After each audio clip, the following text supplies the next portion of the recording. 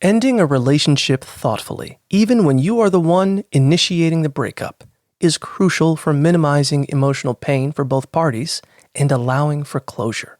It is generally best to end the relationship in person or via phone text only if distance or safety concerns necessitate it, and to choose a private, neutral time and place. Key advice includes being firm and direct in your decision to prevent confusion and being honest about the reasons without being cruel or overly detailed. Instead, focus on the main problem in a constructive manner.